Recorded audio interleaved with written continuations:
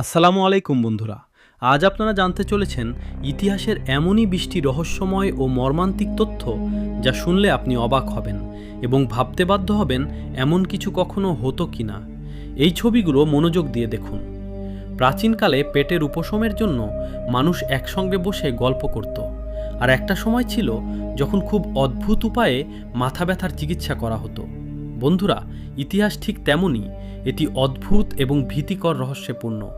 আপনি যদি ইতিহাস থেকে এমন 20টি তথ্য জানতে চান যা আপনার মনকে উড়িয়ে দিবে, তাহলে এই ভিডিওটি শেষ পর্যন্ত দেখুন এবং চ্যানেলটি সাবস্ক্রাইব করতে ভুলবেন না। তো চলুন ভিডিও শুরু করা যাক। 1 নম্বর, প্রায় 2000 বছর আগে রোমান সাম্রাজ্যকে বিশ্বের সবচেয়ে শক্তিশালী সভ্যতার মধ্যে গণ্য করা হয়েছিল।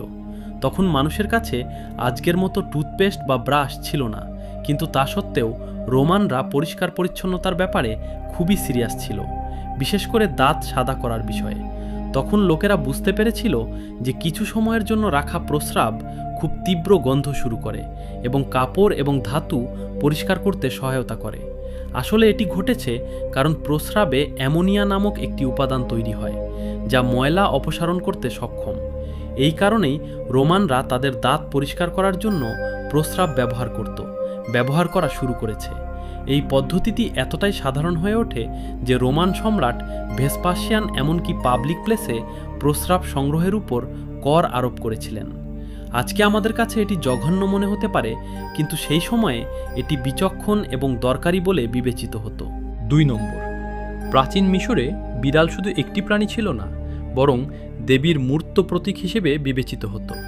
মিশরীয়রা বিশ্বাস করত যে বিড়াল দেবী বাস্তেটের অবতার, যা ঘর, পরিবার ও সন্তানদের রক্ষা করে। বিড়ালকে শুভ ও পবিত্র মনে করা হতো, তাই তাকে ক্ষতি করা একটি বড় অপরাধ ছিল। যদি কোনো ব্যক্তি ভুলক্রমে একটি বিড়ালকে হত্যা করত, তাকে সরাসরি মৃত্যুদণ্ড দেওয়া হতো, সে সাধারণ মানুষ হোক বা উচ্চপদস্থ কর্মকর্তা। ইতিহাসে এমন অনেক ঘটনা লিপিবদ্ধ আছে যেখানে জনতা আইনের অপেক্ষা না করেই নিজেকে শাস্তি দিত। এ থেকে স্পষ্ট হয়ে ওঠে যে সেই সময়ে মানুষের জীবনে ধর্ম ও বিশ্বাস কতটা গভীরভাবে প্রভাবশালী ছিল। 3 নম্বর, আজও যখন নেপোলিয়ন বোনাপার্টের নাম উল্লেখ করা হয়, অধিকাংশ কিন্তু এটি একটি ঐতিহাসিক বিভ্রম। সত্য হল, নেপোলিয়ন প্রায় 5 ফুট 6 ইঞ্চি লম্বা ছিলেন, যা সেই সময়ের ইউরোপের গড় মানুষের চেয়ে লম্বা ছিল, সমান বিবেচিত হতো। এই ভুল ধারণাটি ছড়িয়ে পড়ে কারণ ফ্রান্স এবং ইংল্যান্ডে দৈর্ঘ্য পরিমাপের একক ভিন্ন ছিল। নেপোলিয়নকে দুর্বল ও হাস্যকর দেখানোর জন্য ব্রিটিশরা ইচ্ছাকৃতভাবে এই বিভ্রম তৈরি করেছিল। ধীরে ধীরে এই মিথ্যাটি ইতিহাসের অংশ হয়ে ওঠে এবং আজও মানুষ না জেনেই একে সত্য বলে মেনে নেয়। 4 নম্বর, সিনেমা এবং কার্টুনে ভাইকিং যোদ্ধাদের প্রায়ই তাদের মাথায় বড় শিং দিয়ে চিত্রিত করা হয়। হেলমেট পরা দেখানো হয়েছে, কিন্তু বাস্তব ইতিহাসে এরকম কখনোই ছিল না। ভাইকিং যোদ্ধারা অত্যন্ত চতুর এবং ব্যবহারিক ছিল। যদি তারা শিংওয়ালা হেলমেট পরত, তাহলে যুদ্ধের সময় শত্রুরা সহজেই সেই শিংগুলো ধরতে পারত, যা তাদের জীবনকে বিপদে ফেলত। ইতিহাসবিদদের মতে 19 শতকে নাটক এবং অপেরা শোয়ের জন্য শিংওয়ালা হেলমেট উদ্ভাবিত হয়েছিল, যাতে চরিত্রগুলিকে আরও ভীতিকর এবং নাটকীয় দেখায়। পরে এই মিথ্যাচার সারা বিশ্বে ছড়িয়ে পড়ে চলচ্চিত্রের মাধ্যমে। 5 নম্বর, প্রাচীন রোমে একটি পাবলিক বাথ হাউস ছিল, যেখানে মানুষ প্রতিদিন গোসল করতে যেত এবং সামাজিক জীবন উপভোগ করত। কিন্তু সেখানেও সম্পদ ও দারিদ্র্যের মধ্যে স্পষ্ট পার্থক্য দেখা যেত।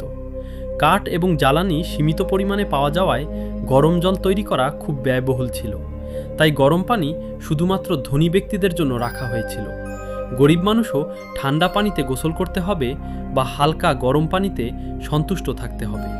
এটি স্পষ্টভাবে দেখায় যে সুযোগ সুবিধার বৈষম্য নতুন কিছু নয়, কিন্তু এই সমস্যা হাজার বছরের পুরনো। 6 নম্বর, আজ আমরা মোবাইল বা ঘড়ি দেখে তারিখ ও সময় জেনে নিই, কিন্তু প্রাচীনকালে এই কাজ এত সহজ ছিল না। তখন মানুষ প্রকৃতিকে তাদের ক্যালেন্ডার বানিয়েছিল। সূর্যের দিক, তার ছায়া এবং পাথর লোকেরা অবস্থান দেখে দিন, মাস এবং ঋতু অনুমান করত। এর সবচেয়ে বড় উদাহরণ হলো ইংল্যান্ডের স্টোন হাউস, যেখানে বছরের নির্দিষ্ট দিনে সূর্যের রশ্মি স্থির পাথরের মধ্য দিয়ে যায় এর মাধ্যমে লোকেরা জানতো কখন চাষের সময় আসবে বা কখন আবহাওয়া পরিবর্তন হবে। এমনকি আধুনিক বিজ্ঞান ছাড়া মানুষ তার উপলব্ধি এবং অভিজ্ঞতার মাধ্যমে সময় পরিমাপের একটি উপায় আবিষ্কার করেছিল। 7 নম্বর, আজকাল অপারেশনের নাম শুনলেই ডাক্তার প্রথমে রোগীকে অজ্ঞান করে দেবেন ভেবে নিশ্চিন্ত হয়ে যায়। কিন্তু প্রায় 100 বছর আগে এই ধরনের কোনো চিকিৎসা বিদ্যমান ছিল না। যখন একজন ব্যক্তির অস্ত্রোপচার করতে হয়েছিল তখন তাকে সম্পূর্ণ সচেতন রেখে অস্ত্রোপচার করা হয়েছিল।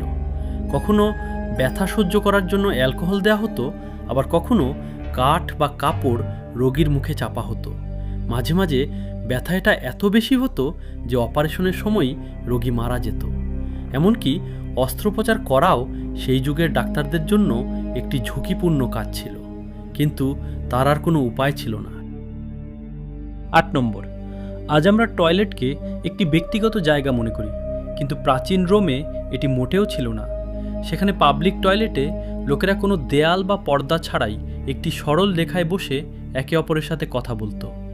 আপনার কাজ করে সেখানে তখন টয়লেট পেপার বলে কিছু ছিল না, বরং সেখানে স্পঞ্জ দিয়ে ঢাকা কাঠের টুকরো ছিল যা প্রত্যেকে একে একে ব্যবহার করত। আজ এটি আমাদের কাছে খুব অদ্ভুত এবং নোংরা মনে হতে পারে, কিন্তু সে সময় এটাকে সামাজিক জীবনের একটি স্বাভাবিক অংশ হিসেবে বিবেচনা করা হতো। 9 নম্বর, প্রাচীন মিশরে যখন কোনো ব্যক্তি মারা যায় তখন তার দেহকে সাধারণ উপায়ে রেখে দেওয়া হতো না, বরং এটিকে মমি বানিয়ে সুরক্ষিত রাখার চেষ্টা করা হতো। মমি তৈরির প্রক্রিয়াটি ছিল খুবই দীর্ঘ এবং জটিল। শরীরের অভ্যন্তরীণ অঙ্গগুলিই সর্বপ্রথম অপসারণ করা হয়েছিল, কারণ তারাই প্রথম পচে যেত। এরপর শরীরের ভেতরে ও বাইরে বিভিন্ন ধরনের সুগন্ধি তেল, রজন ও মশলা ভর্তি করা হয়। এর উদ্দেশ্য ছিল শুধু গন্ধ বন্ধ করাই নয়, মিশরীয়রা বিশ্বাস করত মৃত্যুর পর আত্মা আবার শরীরে ফিরে আসে, তাই শরীর নিরাপদ এবং শুদ্ধ থাকা খুবই জরুরি। এই সুগন্ধযুক্ত পদার্থগুলির কারণে মমিগুলি হাজার হাজার বছর ধরে নিরাপদে থাকতে সক্ষম হয়েছিল। আজও এই মমিগুলো আমাদের সেই প্রাচীন মিশরের সভ্যতা, তাদের বিশ্বাস এবং সংস্কৃতির একটি আভাস দেখায়। নাম্বার 10, বেতন শব্দ যা আমরা আজ ব্যবহার করি, এর শিকড় প্রাচীন রোমে ফিরে যায়। সেই সময়ে লবণ একটি অত্যন্ত মূল্যবান পণ্য ছিল, কারণ এটি খাদ্য সংরক্ষণ করে এবং শরীরের জন্য প্রয়োজনীয় ছিল। রোমান সৈন্যদের প্রায় টাকার পরিবর্তে লবণ দেওয়া হতো, যা তারা তাদের পরিবারের জন্য ব্যবহার করতে পারে বা বিক্রি করতে পারে। ল্যাটিন ভাষায় লবণকে লবণ বলা হতো এবং এখান থেকেই বেতন শব্দটি এসেছে। এর মানে হলো আজকের চাকরি এবং বেতন ব্যবস্থাও হাজার হাজার বছর আগে রোমে তাদের শিকড় খুঁজে পায়। 11 নম্বর, মধ্যযুগীয় ইউরোপে পরিষ্কার পরিচ্ছন্নতা সম্পর্কে মানুষের চিন্তাভাবনা আজকের দিনে সম্পূর্ণ বিপরীত ছিল। তখন বিশ্বাস করা হতো যে অতিরিক্ত স্নান শরীরকে দুর্বল করে এবং রোগের দিকে নিয়ে যায়। অনেক লোক বছরের পর বছর স্নান করেনি এবং শুধুমাত্র কাপড় পরিবর্তন করাকে পরিচ্ছন্নতা হিসাবে বিবেচনা করেছিল। ধনী লোকেরা দুর্গন্ধ লুকানোর জন্য বেশি পারফিউম এবং সুগন্ধি ব্যবহার করত। এই ভুল চিন্তার কারণে ইউরোপে অনেক ভয়ঙ্কর রোগ ছড়িয়ে পড়ে, যাতে লক্ষ লক্ষ মানুষ মারা যায়। পরে যখন বিজ্ঞানের উন্নতি হয়েছিল, লোকেরা বুঝতে পেরেছিল যে পরিষ্কার পরিচ্ছন্নতা রোগ সৃষ্টি করে না, বরং সুরক্ষা প্রদান করে। 12 নম্বর, আজকের অলিম্পিক থেকে গেমগুলি সম্পূর্ণ ভিন্ন ছিল। প্রাচীন গ্রীসে খেলোয়াড়রা প্রতিযোগিতায় পোশাক না পরে সম্পূর্ণ নগ্ন হয়ে অংশগ্রহণ করত। গ্রিকরা বিশ্বাস করত যে মানুষের শরীর সুন্দর এবং পবিত্র এবং এটি লুকানোর কোনো প্রয়োজন নেই। তারা দেহকে দেবতাদের উপহার হিসাবে বিবেচনা করত এবং এর কার্যকারিতাকে গর্বের বিষয় বলে মনে করত। এই কারণেই রেসিং, কুস্তি এবং অন্যান্য খেলাগুলি পোশাক ছাড়াই পরিচালিত হতো। মহিলাদের এই গেমগুলিতে অংশগ্রহণের অনুমতি দেওয়া হয়নি এবং কখনো কখনো তাদের দর্শক হিসাবেও আসতে দেওয়া হতো না। আজ এটা অদ্ভুত মনে হতে পারে, কিন্তু সে সময় এটি ছিল সম্মান ও ঐতিহ্যের প্রতীক। 13 নম্বর, প্রাচীনকালে রাজা হওয়া যেমন সম্মানজনক ছিল, ক্ষমতার লালসায় লোকেরা রাজাকে পিটিয়ে হত্যার চেষ্টা করত। এই ভয়ে রাজাদের একটা বিশেষ ভয় থাকত। সেখানে এক ব্যক্তি থাকতেন যাকে বলা হতো খাদ্য সিফটার। এই ব্যক্তি রাজার আগে সমস্ত খাবার খেতেন। কিছু সময়ের জন্য তার কিছু না ঘটলেই রাজা তার খাবার খেতেন। কিছু সময় যারা এই খাবারের স্বাদ নিয়েছিলেন তারা প্রাণ হারিয়েছেন। তারপরও এই অবস্থান খুবই গুরুত্বপূর্ণ বলে মনে করা হতো। এ থেকে বোঝা যায় যে সেই সময়ে ক্ষমতার সঙ্গে যুক্ত ছিল ভয় ও অবিশ্বাস। 14 নম্বর, আজ আমাদের কাছে এটি স্বাভাবিক বলে মনে হচ্ছে যে পৃথিবী গোল, কিন্তু প্রাচীনকালে অনেক মানুষ বিশ্বাস করত যে পৃথিবী সমতল। তারা বিশ্বাস করত যে পৃথিবী একটি সমতল পৃষ্ঠ এবং এটি তার প্রান্ত থেকে নিচে নেমে যেতে পারে। সমুদ্র যাত্রাকে খুবই বিপজ্জনক মনে করা হতো, কারণ নাবিকরা ভয় করত যে তারা পৃথিবীর প্রান্ত থেকে পড়ে যেতে পারে। পরে যখন জ্যোতির্বিদ্যা এবং সমুদ্র ভ্রমণের বিকাশ ঘটে, মানুষ ধীরে ধীরে বুঝতে পেরেছিল যে পৃথিবী গোল, কিন্তু এই সত্যকে গ্রহণ করতে মানুষের শত শত বছর লেগেছে। 15 নম্বর, আজ রেফ্রিজারেটর ছাড়া জীবন কল্পনা করা কঠিন, কিন্তু প্রাচীন রোমে লোকেরা তাদের পানীয় ঠান্ডা করার জন্য পাহাড় থেকে বরফ নিয়ে আসত। ধনী ব্যক্তিরা তাদের চাকরদেরকে দূর পাহাড়ি এলাকায় পাঠাতেন, যেখান থেকে বরফ কেটে আনা হতো। এই বরফ মাটির নিচে গর্তে রাখা হতো যাতে দ্রুত গলে না যায়। তারপর এটি ওয়াইন এবং শরবত তৈরি করতে ব্যবহৃত হতো শীতল করার জন্য। এই সুবিধা শুধুমাত্র ধনী ব্যক্তিদের জন্য উপলব্ধ ছিল, যা তাদের মর্যাদা এবং প্রতিপত্তি দেখাতো। 16 নম্বর, আজ মানসিক রোগের চিকিৎসা ওষুধ এবং ডাক্তার দ্বারা করা হয়, কিন্তু প্রাচীনকালে এটাকে ভূতের প্রভাব বলে মনে করা হতো। সেই সময় ট্র্যাপানেশন নামে একটি ভয়ানক চিকিৎসা চালানো হতো। এতে মস্তিষ্কের ভেতর থেকে অশুভ আত্মাকে বের করে দিতে রোগীর মাথার খুলিতে একটি ছিদ্র করা হতো। এই পদ্ধতিটি অ্যানেস্থেসিয়া ছাড়াই সম্পাদিত হতো এবং অনেক লোক ব্যথা বা সংক্রমণে মারা যেত। আশ্চর্যের বিষয় হলো, এই ধরনের ছিদ্র আজও পুরনো খুলিতে পাওয়া গেছে, যা প্রমাণ করে যে এই প্রক্রিয়াটি প্রকৃতপক্ষে অনুশীলন করা হয়েছিল। 17 নম্বর, অনেক 100 বছর আগে ডাক্তাররা প্রায় প্রতিটি রোগের চিকিৎসা একইভাবে করতেন। শরীর থেকে রক্ত বের করার পর যোগ শরীরে আটকে দেওয়া হতো যাতে রক্ত চুষে নেয়। মানুষ ভেবেছিল যে রক্তের বদমাশ দূর করে রোগ সেরে যাবে। জ্বর, ব্যথা, পাগলামি, এমনকি মাথা ব্যথার জন্যও একই চিকিৎসা ব্যবহার করা হতো। অনেক সময় অতিরিক্ত রক্তক্ষরণে রোগীর মৃত্যুও হতো। 18 নম্বর, মধ্যযুগীয় ইউরোপে আমাদের আজকের মতো হোটেল, রেস্তোরাঁ বা পার্টি সিস্টেম ছিল না। লোকেরা যখন কোনো ভোজে বা অনুষ্ঠানে যেতেন, তাদের সাথে তাদের নিজস্ব চামচ নিতে হতো। কারো কাছে চামচ না থাকলে সে খেতে পারত না। চামচটিকে একটি ব্যক্তিগত আইটেম হিসাবে বিবেচনা করা হতো এবং বেল্টে বা পকেটে রাখা হতো। ধনী ব্যক্তিদের সোনা ও রৌপ্যের চামচ থাকত, যা তাদের মর্যাদা চিহ্নিত করত। এই নিয়মটি তখন একেবারে স্বাভাবিক বলে মনে করা হতো। 19 নম্বর, 1890 সালের দিকে ইউরোপের কিছু মেডিকেল বিশ্ববিদ্যালয়ে মাথা ব্যথার চিকিৎসার জন্য একটি অদ্ভুত পদ্ধতি গ্রহণ করা হয়েছিল। এই চিকিৎসায় রোগীর মাথায় একটি লোহার পাত্র বসানো হয় বা একটি শিরস্ত্রাণ পরিধান করা হতো এবং শীর্ষে একটি শক্তিশালী প্যাড বা একটি হালকা হাতুড়ির মতো ঘা দেওয়া হতো।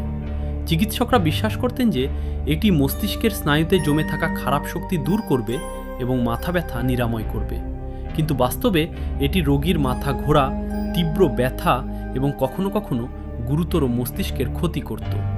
বর্তমানে এই চিকিৎসা সম্পূর্ণ বিপজ্জনক ও অবৈজ্ঞানিক বলে মনে করা হয়। 20 নম্বর, প্রাচীন রোমে যদি কোনো ব্যক্তি তার নিজের নিকটাত্মীয়দের, বিশেষ করে তার পিতামাতাকে হত্যা করত, তবে তার জন্য একটি ভয়ানক শাস্তি নির্ধারিত হতো, যাকে বলা হতো পয়না খুলাই। এই ব্যবস্থায় অপরাধীকে একটি কুকুর, বানর, মুরগি এবং সাপ সহ একটি বড় চামড়ার বস্তার মধ্যে আটকে রাখা হতো।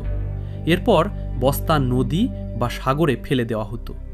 রোমানরা বিশ্বাস করত যে এই প্রাণীগুলি বিভিন্ন মন্দের প্রতীক এবং অপরাধীকে সমাজ দ্বারা নিন্দা করা হতো। এই শাস্তির উদ্দেশ্য ছিল ন্যায় বিচার এবং সমাজে ভয় সৃষ্টি করে সম্পর্কের পবিত্রতা বজায় রাখা। তো বন্ধুরা, আজকের ভিডিও এই পর্যন্তই ছিল। ধন্যবাদ বন্ধুরা, ভিডিওটি শেষ পর্যন্ত দেখার জন্য আপনাকে অসংখ্য ধন্যবাদ। যদি ভিডিওটি ভালো লেগে থাকে তাহলে অবশ্যই আপনার বন্ধুদের সাথে শেয়ার করুন, আর আমাদের রহস্যময় সময় চ্যানেলটি সাবস্ক্রাইব করুন এমনই আরও রহস্যময় ও ফ্যাক্ট ভিডিও পেতে। আপনাদের একটি সাবস্ক্রাইব আমাদের নতুন নতুন ভিডিও বানাতে অনেক উৎসাহ দেয়। তো বন্ধুরা, আবার দেখা হবে আরেকটি নতুন ভিডিওতে। সে পর্যন্ত ভালো থাকুন, বিদায়।